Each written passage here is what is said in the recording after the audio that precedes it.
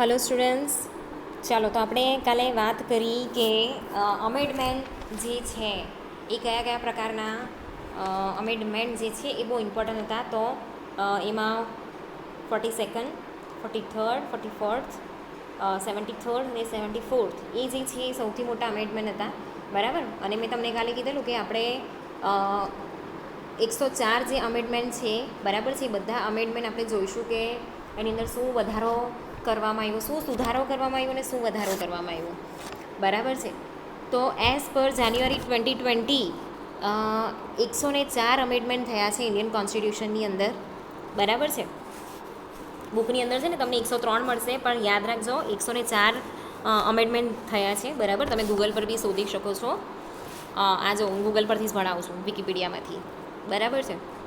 હવે કોઈ પણ ઇન્ડિયન કોન્સ્ટિટ્યુશન છે, બરાબર છે, એ ઇન્ડિયન કોન્સ્ટિટ્યુશનની અંદર જે પણ રૂલ્સ અને રેગ્યુલેશન્સ છે એ 1950થી લઈને જાન્યુઆરી 2020 સુધીમાં જે 104 અમેન્ડમેન્ટ થયા છે એમાં બહુ બધી વસ્તુનો સમાવેશ થાય છે, બરાબર. એની અંદર બહુ બધી વસ્તુ ઇન્ક્લુડ કરેલી છે.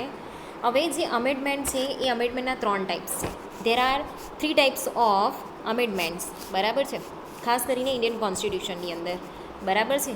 અને જે સેકન્ડ અને થર્ડ ટાઈપનું જે અમેન્ડમેન્ટ છે, બરાબર છે, એ આર્ટિકલ 368, બરાબર, એના દ્વારા ગવર્ન થાય છે. તો ફર્સ્ટ ટાઈપ ઓફ અમેન્ડમેન્ટ શું ઇન્ક્લુડ કરે છે, તો એની અંદર સિમ્પલી મેજોરિટી જે છે એના દ્વારા જે પાર્લામેન્ટ ઓફ ઇન્ડિયા છે, બરાબર છે, એમાં જે ઇચ હાઉસ એટલે કે લોકસભા અને રાજ્યસભા, બરાબર છે, એમાં જે સૌથી વધારે એ મેજોરિટી આવે, બરાબર છે, વોટિંગ દ્વારા જે ઓપ્શનની સૌથી વધારે મેજોરિટી આવે એ પ્રમાણે અહીંયા સિમ્પલી મેજોરિટી પ્રમાણે અમેન્ડમેન્ટ થાય છે, બરાબર છે. એના પછી the second type of the amendment include that can be affected by the parliament by the prescribe special majority in each house, બરાબર. આ સ્પેશિયલ મેજોરિટી છે એ પણ મેં તમને કરાવેલું. એના પછી છે કે સ્પેશિયલ મેજોરિટીની અંદર જે અહીંયા આવતી હોય, બરાબર, જે ઓપ્શનની અંદર સ્પેશિયલ મેજોરિટીના હિસાબે જે આવતું હોય એ પ્રમાણે અહીંયા અમેન્ડમેન્ટ કરવામાં આવે છે. અને થર્ડ ટાઈપની અંદર કેવું અમેન્ડમેન્ટ ઇન્ક્લુડ થાય છે કે includes those that require in addition to such special majority, બરાબર છે.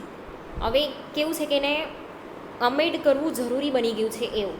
તો સ્પેશિયલ મેજોરિટીની અંદર આ જે પાર્લામેન્ટ છે, બરાબર, એટલે એની અંદર કેવું છે કે જે અધિકારીઓ છે, બરાબર છે, એ અધિકારીઓ દ્વારા એટલે સ્પેશિયલ મેજોરિટી દ્વારા આ જે નિર્ણય છે લેવાય છે, બરાબર છે, એ બી પાર્લામેન્ટમાંથી જ લેવાય છે. તો ratification by the least 1/2 of the state legislature છે, બરાબર છે, એને પણ અહીંયા ઇન્ક્લુડ કરવામાં આવે છે. તો અત્યાર સુધીમાં the third type amendment that are made to the constitution are amendments. તો એની અંદર આ જો આ નંબર આપેલા છે તમને બધાને દેખાય છે, બરાબર. બધા નથી, જો પહેલું બીજું નથી, પાંચમું, ચોથું અને પાંચમું બી નથી, બરાબર. પછી 6, 7 અને 8 સાથે છે, પછી 11 અને 12 નથી, ઓકે. પછી અહીંયા 17, 18, 19, 20, 21 પણ નથી. એટલે બધામાં અમેન્ડમેન્ટ નથી થયું, બરાબર છે. બધા જેટલી વાર થયું છે બધા આર્ટિકલમાં જે થર્ડ ટાઈપનું અમેન્ડમેન્ટ છે એ બધા અહીંયા દેખાય છે તમને, બરાબર. હવે આપણે એનું લિસ્ટ જોઈએ. તો સૌથી પહેલું અમેન્ડમેન્ટ, બરાબર છે, અને કયા આર્ટિકલમાં એનું અમેન્ડમેન્ટ કરવામાં આવ્યું તે તો 15, 19, 85, 87, 174, 176, 341, 342, 372 અને 376, બરાબર છે. હવે આ જે આર્ટિકલ્સ છે એ આર્ટિકલ કયા, આ બધા પોઈન્ટ છે, અને આ આર્ટિકલ છે 31A અને 31B, બરાબર, જે શિડ્યુલ 9ની અંદર આવે છે. અને કઈ તારીખે થયેલા હતા, 10 મે 1951ની અંદર, બરાબર છે. તો આની અંદર જે સ્પેશિયલ યોજનાઓ છે, બરાબર છે, એને અહીંયા ઇન્ક્લુડ કરવામાં આવેલી હતી.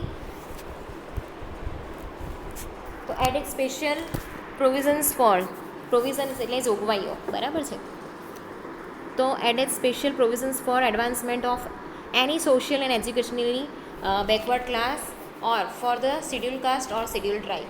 તો SC/ST વાળા છે એ લોકો માટે અહીંયા સ્પેશિયલી જોગવાઈ કરવામાં આવેલી હતી, બરાબર છે, કે એ લોકોને જે પેલું રિઝર્વેશન મળે છે ને, બરાબર, એમ એટલે એજ્યુકેશન લાઇનમાં, જોબ લાઇનમાં, પછી જે લોકસભા અને રાજ્યસભા છે એની અંદર બી, બરાબર છે, આખા દેશમાં જે પણ વસ્તુ થતી હોય ને તો SC/ST વાળાને આ રીતની એક બધી જોગવાઈઓ છે એ કરી દેવામાં આવે, બરાબર છે.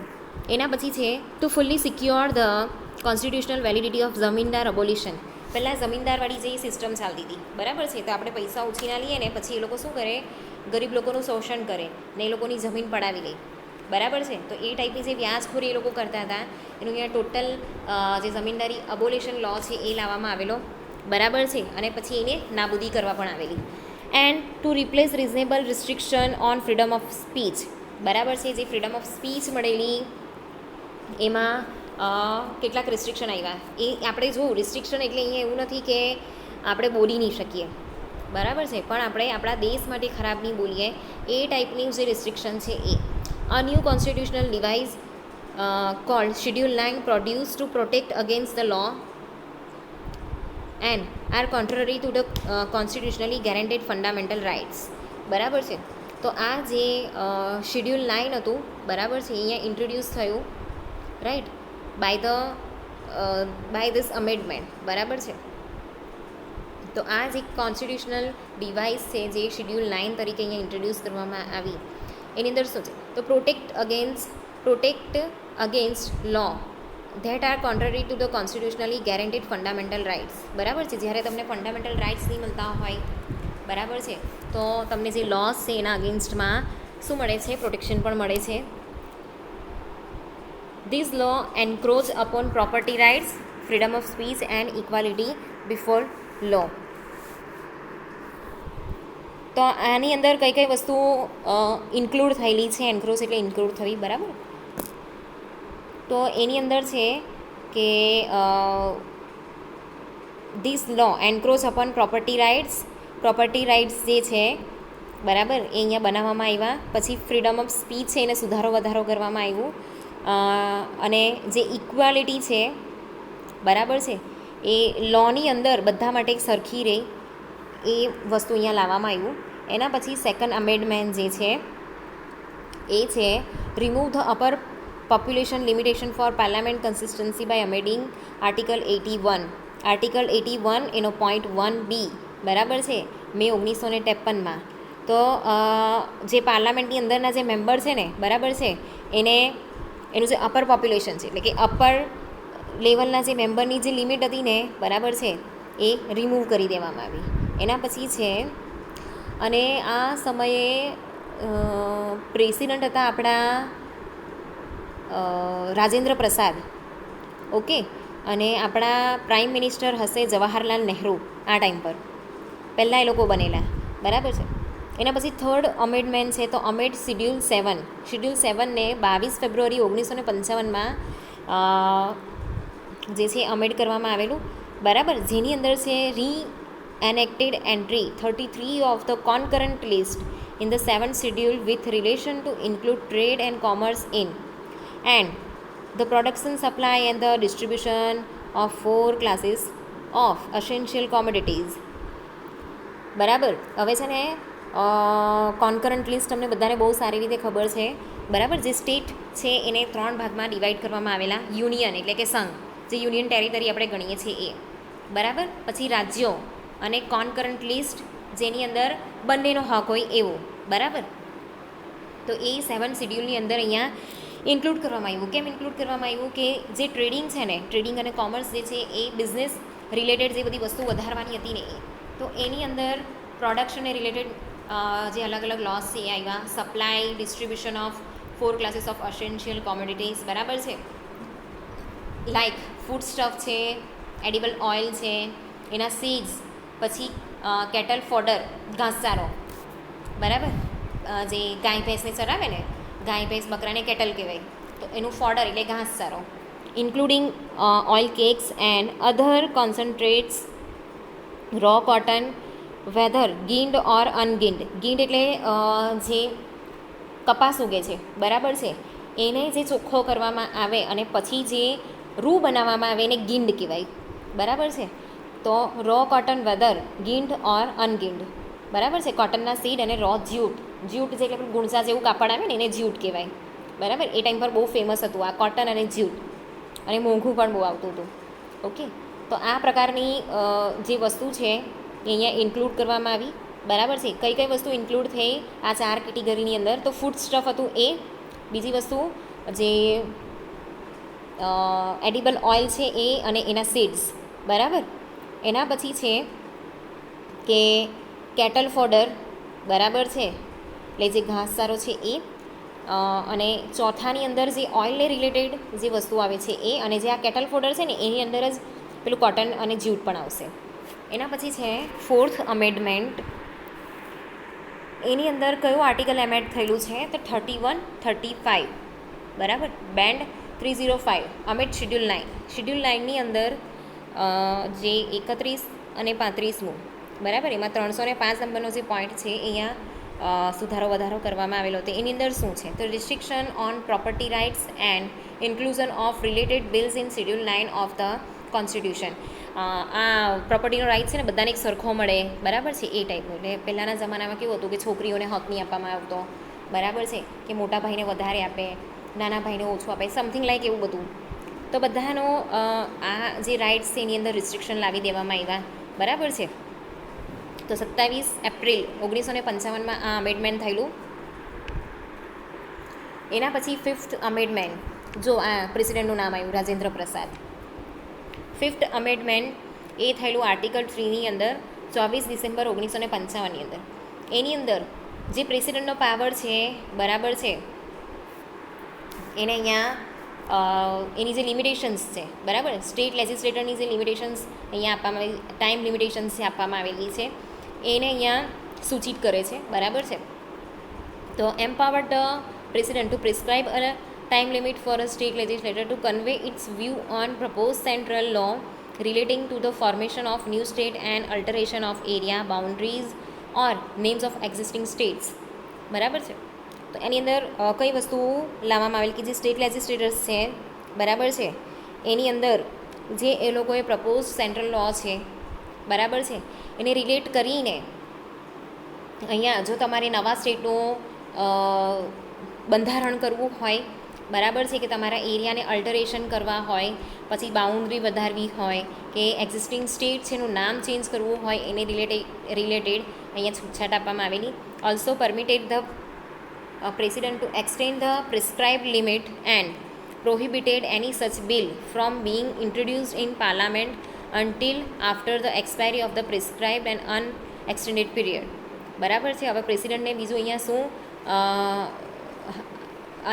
એ આપવામાં આવ્યું, પરમિશન આપવામાં આવી કે એ જે પ્રિસ્ક્રાઇબ લિમિટ છે, બરાબર છે, એની અંદર એને એક્સટેન્ડ કરવાનું અને એને પ્રોહિબિટ કરવાનું, કોઈ પણ બિલને પ્રોહિબિટ કરવાનું અહીંયા અધિકાર આપવામાં આવ્યો, બરાબર છે. એના પછી છે 6th અમેન્ડમેન્ટ, બરાબર છે. 6th અમેન્ડમેન્ટ એ આર્ટિકલ 269 અને 268ની અંદર શિડ્યુલ 7ની અંદર કરવામાં આવેલો 11 સપ્ટેમ્બર 1956ની અંદર, બરાબર છે, જેની અંદર અમેડ ધ યુનિયન લિસ્ટ અને union state with respect to rising of tax, બરાબર છે. એની અંદર જે સ્ટેટનું લિસ્ટ છે અને જે યુનિયનનું લિસ્ટ છે એ બહાર પાડવામાં આવ્યું, બરાબર છે, અને એને ટેક્સના રિલેટેડ બધી વસ્તુઓ અહીંયા જાહેર કરવામાં આવી. એના પછી જે 7th અમેન્ડમેન્ટ, એની અંદર કેટલા બધા આર્ટિકલ થયા છે? 1, 3, 49, 80, 81, બરાબર, 232 સુધી. ને કેટલા આર્ટિકલ અહીંયા ઇન્સર્ટ કરવામાં આવ્યા? 258A, 290A, 298, 350A, 350B, 371, 372A, 378A, બરાબર છે. અને પાર્ટ 8ની અંદર અમેન્ડમેન્ટ થયેલું, અને શિડ્યુલ્સ 1, 2, 4 અને 7 અહીંયા બહુ બધું અમેન્ડમેન્ટ થયું છે. તો 1 નવેમ્બર 1956માં the reorganising of state on linguistic lines, abolition of class ABCD state and introduction to union territories. અહીંયા ફાઇનલી યુનિયન ટેરેટરીઝ જે છે એનું ઇન્ટ્રોડક્શન થયું. બરાબર છે. અને લિંગ્વિસ્ટિક્સના હિસાબે, લેંગ્વેજના હિસાબે બધા સ્ટેટ્સ છે એને રીઓર્ગેનાઇઝ કરવામાં આવ્યા. બરાબર. એના પછી છે 8મો અમેન્ડમેન્ટ આર્ટિકલ 334 5 જાન્યુઆરી 1960. તો extend the period of reservation of seat for the schedule cast and schedule tribe and Anglo Indians કોને કહેવાય? જે બ્રિટિશના જમાનામાં જે લોકો અહીંયા આવીને વસેલા, બરાબર છે ને, ઇન્ડિયન્સની સાથે મેરેજ કરીને જે એ લોકોની બ્રીડ બને છે એને અહીંયા એંગ્લો ઇન્ડિયન્સ કહેવાય. એટલે બ્રિટિશર્સ અને ઇન્ડિયન એ બંને હોય ને એવા લોકો એંગ્લો ઇન્ડિયન્સ કહેવાય. બરાબર છે. હજુ પણ છે બહુ બધા એંગ્લો ઇન્ડિયન્સ. આપણે ત્યાં તમને કેવું 1 મિલિયનની આજુબાજુ તો છે કદાચ એંગ્લો ઇન્ડિયન્સ આપણા ઇન્ડિયામાં હજુ પણ છે. બરાબર. જે બ્રિટિશર્સના જે પૂર્વજો કહેવાય ને, બરાબર, જે ઇન્ડિયામાં જ વસી ગયેલા એ લોકો છે હજી પણ. હવે જે રિઝર્વેશન પીરિયડ છે કોનો શિડ્યુલ કાસ્ટનો, શિડ્યુલ ટ્રાઇબનો અને એંગ્લો ઇન્ડિયન્સનો. એ લોકો એંગ્લો ઇન્ડિયન્સ છે ને ખાસ કરીને જે ગોવા છે, પછી સાઉથ ઇન્ડિયા છે એટલે બેંગ્લોર છે, મુંબઈ છે, દિલ્હી છે, એ સાઈડ ખાસ જોવા મળે આપણને. બરાબર છે. પણ હવે તો ટોટલ ઇન્ડિયન્સ જેવા જ દેખાય. લોકો આટલા વર્ષોમાં એવા થઈ જ ગયેલા હોય. બરાબર છે. તો લોકસભાની અંદર એ લોકોનો જે એક્સટેન્ડેડ પીરિયડ છે રિઝર્વેશનનો એ એક્સટેન્ડ કરવામાં આવ્યો. બરાબર છે. અને સ્ટેટ લેજિસ્લેટિવ એસેમ્બલીની અંદર પણ એ એક્સટેન્ડ કરવામાં આવ્યું. બરાબર. 1970 સુધી.